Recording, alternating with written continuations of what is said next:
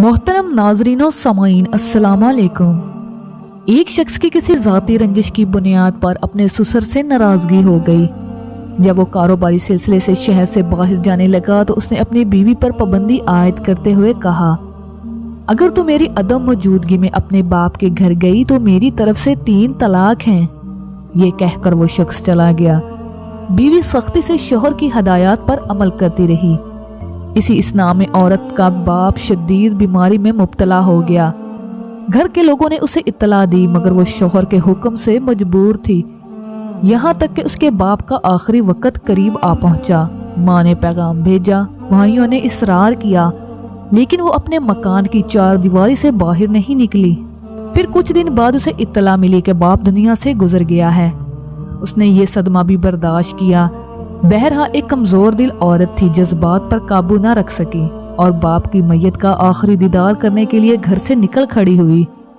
तदफीन में शिरकत की और फौरन ही वापस आ गई। 3-4 माह बाद इसका शौहर लौट कर आया तो उसे ससुर के इंतकाल की खबर मिली। बीवी से दरियाफ्त किया तो उसने सच्चाई के साथ इकरार किया कि सिर्फ दफन की रस्म में ही शरीक होने के लिए बाप के घर गई थी। शौहर एक अक्लमंद शख्स था। उसने बीवी के जज्बात को कदर की निगाह से देखा कि संगीन हालात में भी वो इसके हुक्म की पाबंद रही। बाप के इंतकाल के सदमे को बर्दाश्त न कर सकी। ये एक इज़्तरारी कैफियत थी जिसे आसानी के साथ नजरअंदाज किया जा सकता था, मगर शौहर के हुक्म के मुताबिक तलाक हो चुकी थी। शौहर को इस वाक़या का बेहद अफसोस था, लेकिन दरअसल ये बात उसके वहमो गुमान में भी नहीं थी कि शहर से बाहर जाते ही हादसाती तौर पर इसके ससुर का इंतकाल हो जाएगा।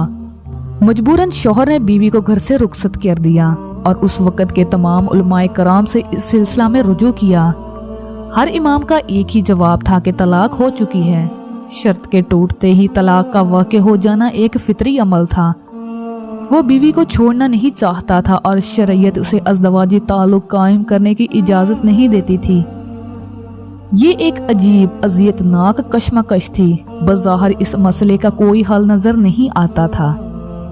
एक दिन किसी ने उसे राय दी कि वो हजरत इमाम अबू हनीफा रहमतुल्लाह के सामने अपनी मुश्किलात बयान करें। शौहर को यहाँ भी अपने हक में फैसले की कोई उम्मीद नहीं थी, लेकिन नाचार इमाम अबू हनीफा रहमतुल्लाह की बरगाह में पहुंच गया। कुछ देर की खामोशी के बाद इमाम रहमतुल्लाह ने फरमाया, तलाक वाक़ नहीं हुई, वो अब भी तुम्हारी बीवी है। तुम बगैर किसी कफारे के उससे अज़दवाजी ताल्लुक रख सकते हो। फतवा सुनने के बाद उस शख्स की खुशी नाकाबिले बयान थी। वो इमाम आज़म रहमतुल्लाह के इल्म व फजल की तारीफें करता हुआ रुखसत हो गया। फिर चंद ही दिनों में ये बात ज़द खास व आम हो गई कि जिस मसले का हल तलाश करने में सारे उलमा नाकाम रहे, उसे इमाम आज़म रहमतुल्लाह ने आसानी से हल कर दिया। एक मरतबा फिर ये बात मशहूर हो गई कि इमाम अबू हनीफा रहमतुल्लाह अपने क्यास की बुनियाद पर गलत फैसले देते हैं।